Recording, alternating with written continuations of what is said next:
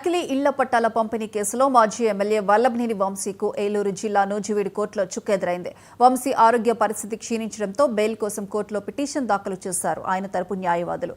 ఈ నెల 29 వరకు జ్యుడిషియల్ కస్టడీ కొనసాగిస్తూ తీర్పు వెలువరించారు న్యాయమూర్తి.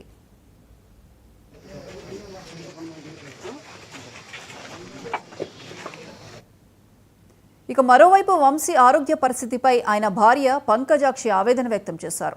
ప్రభుత్వ ఆసుపత్రిలో సరైన వైద్యం అందించడం లేదని ఆరోపించారు. మెరుగైన వైద్య సేవలు అందించేందుకు ప్రైవేట్ ఆసుపత్రి ఎయిమ్స్ కు తరలించాలని కోర్టులో విజ్ఞప్తి చేసినట్టు తెలిపారు.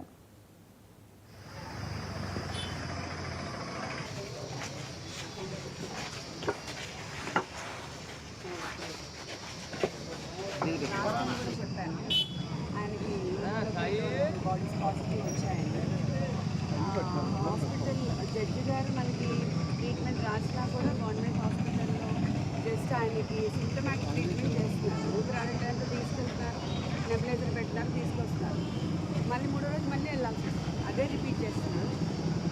సో ఆయనకి హైపాక్సియా ఉంది, ఆయనకి సీపాప్ మెషిన్ ఎయిడెడ్ బ్రీదింగ్ జైల్లో కూడా ఇప్పుడు ఆ మెషిన్తోనే పడుకుంటున్నారు నైట్.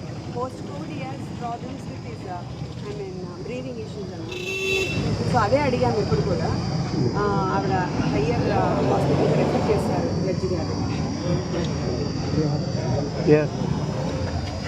ఇంకా ఎయిమ్స్ ఏదైనా పర్వాలేదు, స్లీప్ స్టడీ ఎక్కడ ఉంటుందో అక్కడికి తీసుకెళ్ళని డైరెక్ట్ చేశారు.